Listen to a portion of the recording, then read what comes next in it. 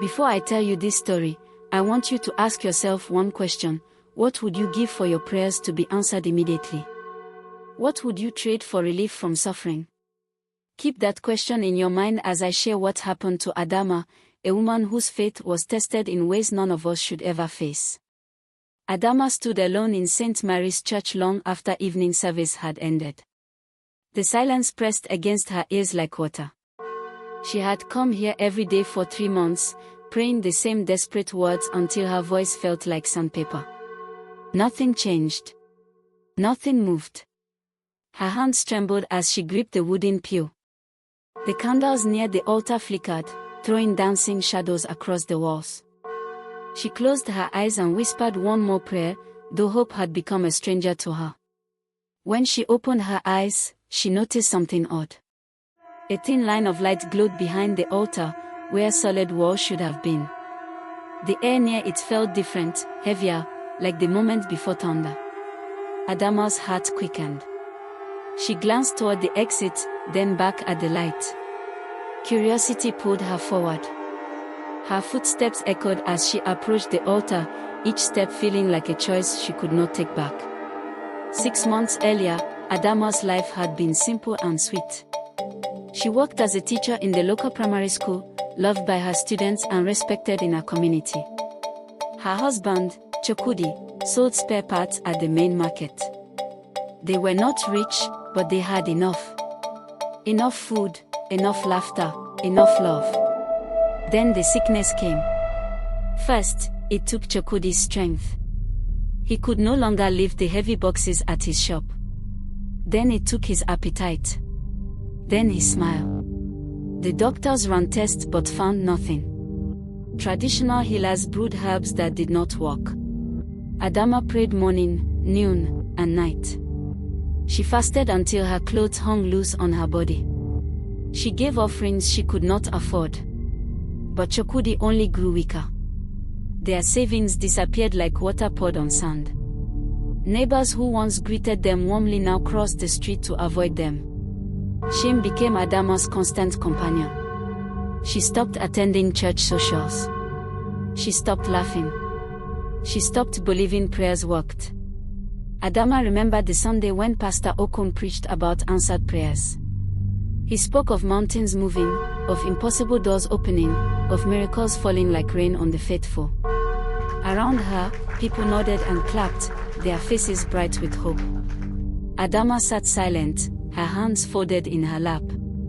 She felt like a fraud wearing church clothes and singing hymns she no longer believed. After service, Sister Ngozi approached her, eyes shining with testimony. God just blessed my son with a job in Dubai. After 5 years of searching, God finally answered.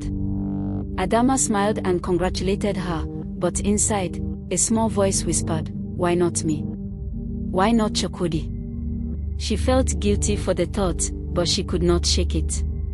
Walking home that day, she made a decision. If prayers were not working, maybe she was praying wrong. Maybe she needed to try harder, pray longer, find a better place. That is when she started staying late in the church, after everyone left, hoping God would hear her better in the silence. Now, standing behind the altar, Adama's hands touched the wall where the light had been. The surface felt warm, almost alive.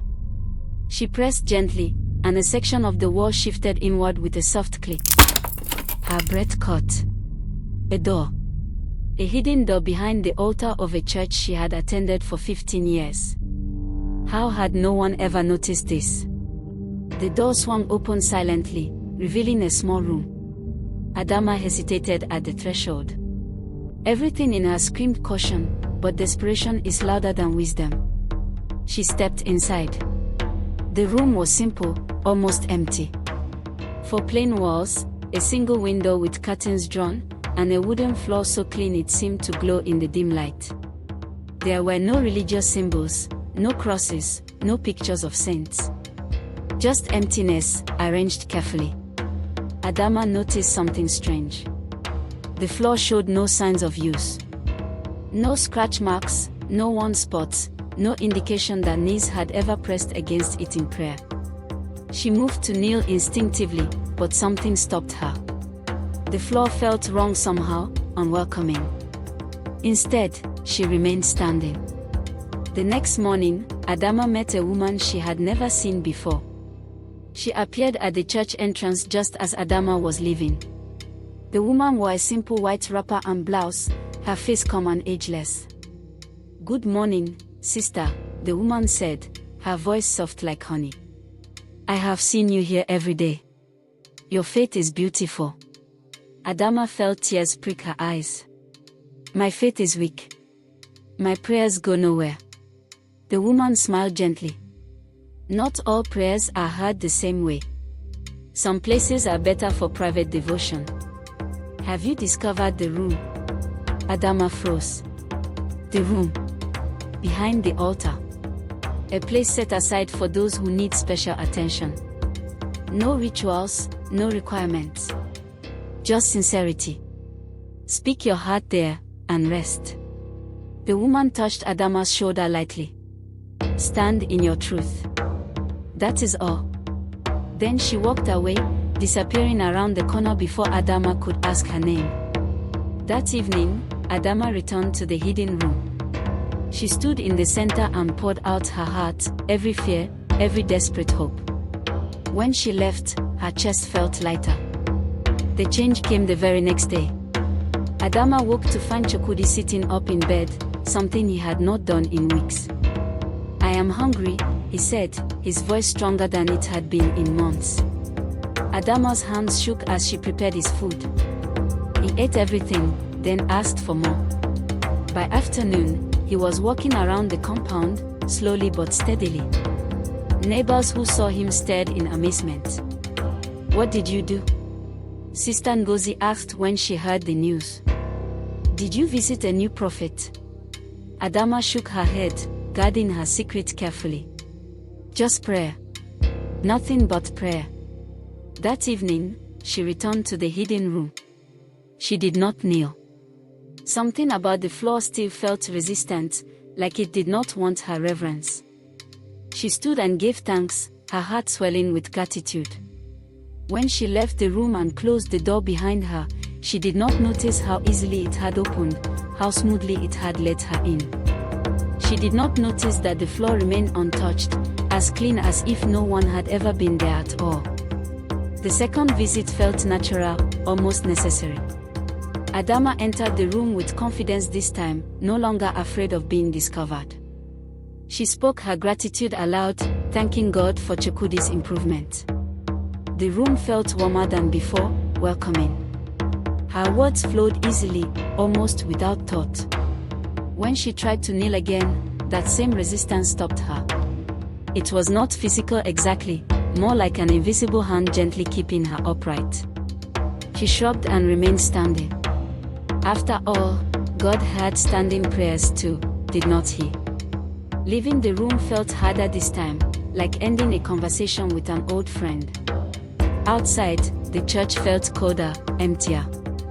At home, more good news waited. A customer who owed Chukwudi money for 3 years suddenly appeared with full payment. "I do not know what came over me," the man said, handing over the cash. "I just felt I had to pay you today." Adama's eyes widened. 2 miracles in 2 days. The room was walking. That night, she lay awake, her mind drifting back to that small, clean space behind the altar. Within 2 weeks, Adama's life transformed completely. Chukwudi returned to work, stronger than ever. His business boomed as new customers appeared seemingly from nowhere. Adama received a surprise promotion at school, with a salary increase she had not requested. Their debts melted away like ice in the sun. The community noticed. People who had avoided them now visited with congratulations and gifts. "God has finally remembered you," they said. Adama smiled and nodded, accepting their praise while privately protecting her secret. She visited the room every evening now, sometimes twice a day. Each visit brought new blessings, new reasons to celebrate. The pattern became clear to her: visit the room, receive blessings. Miss a day, and progress slowed. She began to see it as a spiritual discipline, like fasting or tithing. Nothing wrong with that, she told herself. Still, she never knelt. The floor remained pristine, untouched by knees, spotless as a mirror. Sometimes she wondered about that, but the thought never stayed long. Success has a way of silencing questions. During one evening visit, something odd happened. Adama was giving thanks for another blessing when she heard her own voice echo back to her. But the words were slightly different. She had said, "Thank you for healing my husband." The echo said, "Thank you for the exchange." Adama paused, frowning. Exchange. She shook her head, deciding it was just the room's acoustics playing tricks. The relief that followed was stronger than ever before, washing over her like warm water. Any concern she felt dissolved instantly. That night, she could not sleep properly. Her body lay still, eyes closed, but her mind would not rest. She did not dream. She simply existed in a gray space between waking and sleeping, neither peaceful nor troubled. When morning came, she felt rested but empty, like a cup drained and not yet refilled. At breakfast, Chokudi commented that she seemed distant. "I am fine," she said, and meant it. A new business opportunity arrived that afternoon, bigger than anything they had imagined before. See, everything was fine. The room worked. Nothing was wrong. Adama began to notice a pattern she could not ignore. Blessings only came after visiting the room. If she skipped even one day, life became ordinary again. Nothing bad happened exactly, but nothing moved forward either. She told herself this made sense. Consistent prayer brought consistent results. It was just spiritual mathematics. But deep inside, where she did not like to look, she knew something had shifted. The room was no longer a place she visited. It was a place she needed. One evening, standing in the center of the room, she felt a sudden urge to kneel. Really kneel this time, to show proper reverence. She began to lower herself, but inches from the floor, her knees started trembling violently. Not from weakness, from something else. Something that felt like warning. Pain shot through her legs, deep and immediate, though nothing was touching them. She straightened quickly, and the pain vanished. Her heart pounded. She stood very still, breathing hard. After a moment, relief returned, gentle and reassuring. Standing was fine. Standing was accepted. She left the room confused but determined not to question what worked. Sister Ngozi pulled Adama aside after Sunday service. "My sister, I need to talk to you." Her voice carried concern, not celebration. "What is it?" Adama asked. "You have changed. Not just your circumstances. You used to smile with your whole face. Now you smile, but your eyes are somewhere else. You forget people's names. Yesterday you walked past me in the market without seeing me at all." Adama felt a flash of irritation. "I have been busy, that is all. Blessings bring responsibilities. But you also seem harder, less patient. Last week you shouted at a small child in your class." The old Adama would never. The old Adama was desperate and broken, Adama interrupted sharply. "Maybe this version is better." She walked away before Ngozi could respond. That evening, she returned to the room earlier than usual. She needed to restore balance, to find that gentle peace again. The room welcomed her, warm and familiar. She spoke her frustrations aloud, and they dissolved like sugar in water. When she left, she felt perfect again. The exit seemed narrower though, or maybe she was imagining it. A crisis struck without warning. The school inspector arrived unexpectedly, and Adama's classroom records were incomplete. She could lose her new position, her increased salary, everything. Panic gripped her. She rushed to the church during lunch break, not caring who saw her. She practically ran to the hidden room and stood in its center, breathing hard.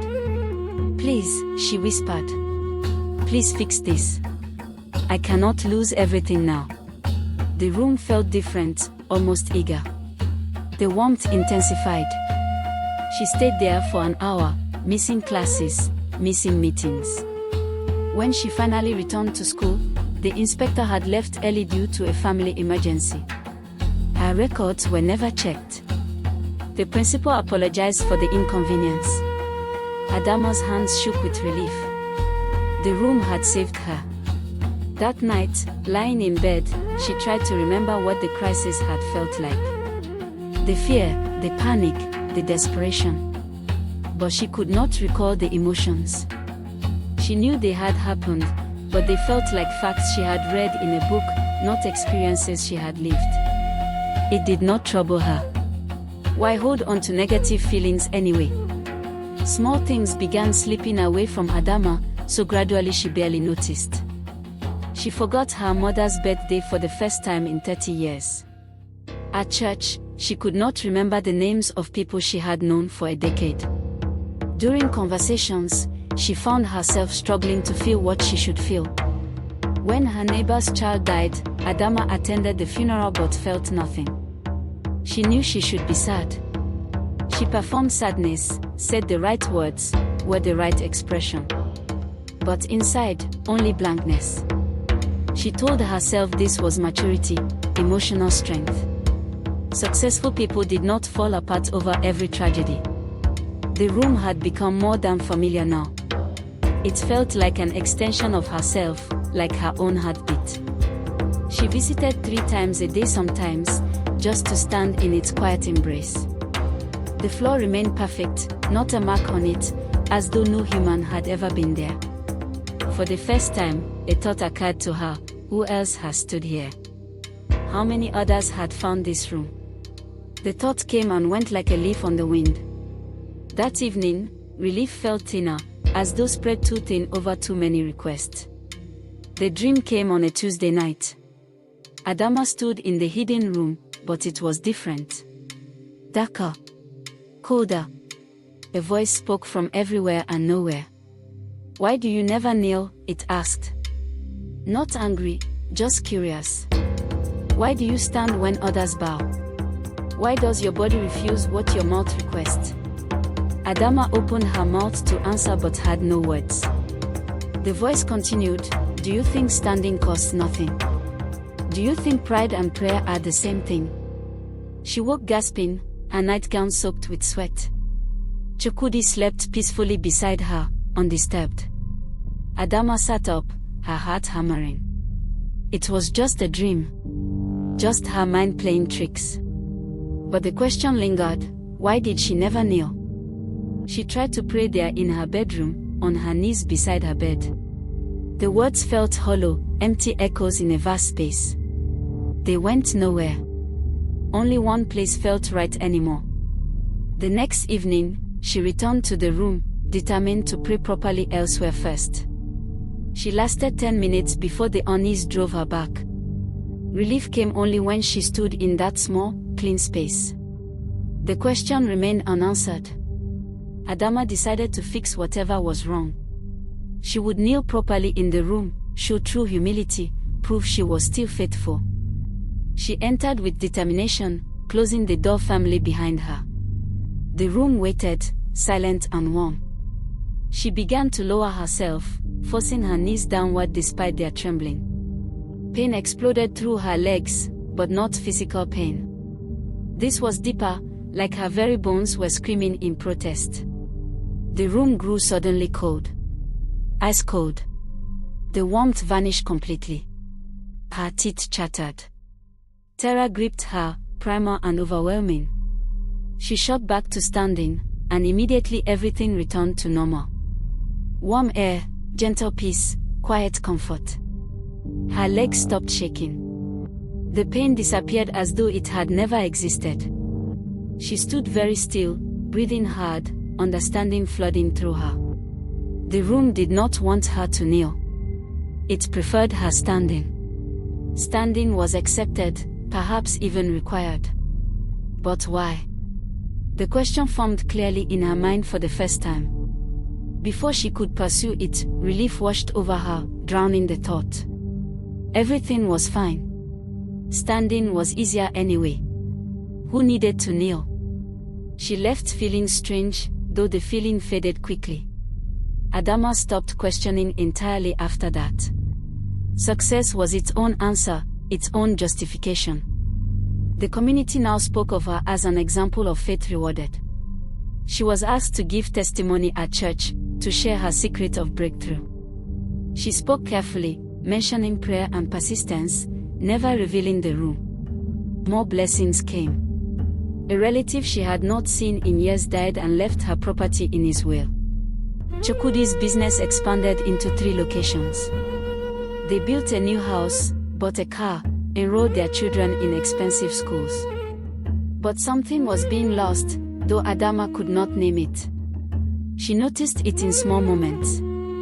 When her daughter fell and scraped her knee, Adama felt nothing. No concern, no urge to comfort, just irritation at the inconvenience. When Chukwudi mentioned feeling tired, she snapped at him. After all God has done for you, you complain. She heard herself speak and knew it was wrong, but she could not seem to care. The room had become her sanctuary, her refuge, her everything. She visited 4 times a day now. The floor gleamed, spotless and proud, never touched by surrendering knees. Fear finally arrived, sudden and complete. Adama woke one morning and realized she could not remember the last time she had felt truly happy. Not successful, not comfortable, but happy. She could not remember the last time she had laughed from her belly, or cried real tears, or felt moved by anything at all. She was efficient, productive, blessed beyond measure. And completely empty inside. Panic set in. She decided to test something. For 3 days, she did not visit the room. The first day was uncomfortable. The second day brought setbacks. A customer cancelled a large order. Her daughter developed a fever. The third day was chaos. Chukwudi's shop was robbed. A neighbor accused her of pride and arrogance. The school principal called her in for attitude concerns. By the third evening, Adama was desperate. The message was clear without being spoken: stay away from the room, lose everything. She practically ran to the church that night, her resolve shattered. The door opened before she touched it, as though it had been waiting. She stepped inside, and relief crashed over her like a wave. The fear dissolved. Everything would be fine again. The room always made things fine. The woman in white appeared again, though Adama had not seen her in months. She stood outside the church one evening, same ageless face, same calm smile. "You have been doing well," she said without greeting. It was not a question. "Yes," Adama replied, "wary now. The room has helped me greatly." "Of course. It always does." The woman's smile never wavered. "Though I notice your visit slowed recently." "Why?" "I was trying something different." "Standing is easier than kneeling, is it not?" the woman said softly. Adama felt a chill despite the warm evening.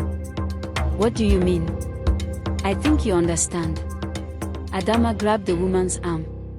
"Tell me what that room is. Tell me what is happening to me." The woman looked down at the hand on her arm, then back up at Adama's face. Her smile stayed gentle, almost pitiful. "It has already been explained. You chose relief over reverence. Standing over surrendering. The room gives what you ask for, in the way you ask for it." She pulled her arm free gently. "Enjoy your blessings, Adama. They are exactly what you wanted." She walked away, disappearing into the evening shadows. Adama stood frozen, her mind racing but finding no answers. The room changed after that encounter. Or perhaps Adama just noticed what had always been there. The room felt closer now, more intimate, as though it had moved inside her skin. The echoes were clearer, repeating her words back with perfect accuracy but wrong emphasis. When she said, "I am grateful," it echoed, "I am owed." When she said, "Bless my family," it echoed, "Keep my rewards." The room responded to her resistance now. If she tried to leave early, unease would fill her until she stayed longer. If she stayed willingly, comfort embraced her. The balance had shifted. She was no longer visiting the room. The room was living in her. One evening, she tried to enter and immediately turn around, testing her control. Her feet would not move. She stood frozen at the threshold for 10 minutes before the invisible grip released her. She could leave, but only when the room allowed it. The floor beneath her remained spotless, gleaming, proud of its emptiness. No knees had touched it. No surrender had marked it. Only standing, only pride, only the refusal to bow. The truth came together slowly, in fragments. Pieces from dreams, from the woman's words, from her own growing awareness. One night, lying awake again in that gray space between sleep and waking, Adama understood. The room was not a place of prayer. It was a place of exchange. Prayer requires humility, surrender, bowing before something greater than yourself. The room offered the opposite: power without reverence, blessings without submission, answers without transformation. That is why her knees had never touched the floor. That is why standing was required. Kneeling would have broken the agreement, ended the exchange. The untouched floor was not holy. It was hungry. It stayed clean because it fed on what stood upon it rather than what bowed. Every visit had taken something from her: first sleep, then memory, then emotions, then empathy, then her very capacity to surrender. She had been hardened into a pillar, standing tall and strong and utterly hollow. The room had shaped her into its own image. Understanding came too late. She was already changed. The agreement was already sealed. Escape would mean losing everything, collapsing completely. She had become what the room required. Adama finally understood what the room had taken. Not her life, not her body, but her ability to bow. Emotionally, spiritually, morally, she could no longer surrender to anything. Not to God, not to others, not to truth itself. Each visit had hardened that refusal, layer by layer, until standing became her only position. She tested it. She tried to apologize to Sister Ngozi for her harsh words. The words stuck in her throat. She tried to kneel in prayer at home. Her body refused. She tried to cry over her own emptiness. No tears came. The room had not just given her blessings.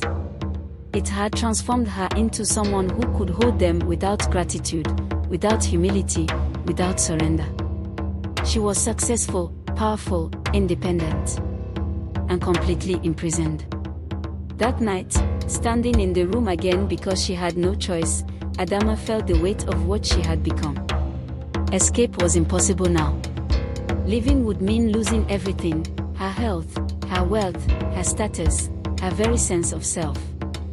The room had already shaped her. She was its creation, its product, its proof. The floor gleamed beneath her feet, satisfied and patient. 1 week later, Adama landed. Final truth. The woman in white appeared in a dream, no longer gentle, just honest.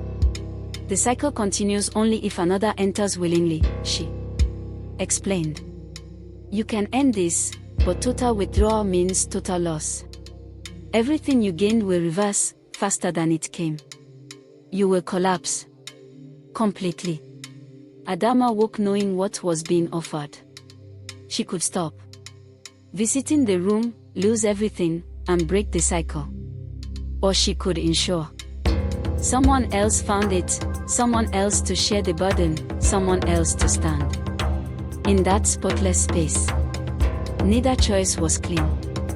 Both demanded sacrifice. If she stopped, her family would suffer as she fell apart. If she continued alone, she would disappear entirely into the room's embrace. But if someone else entered, willingly, seeking the same relief she had sought, then perhaps the weight could shift.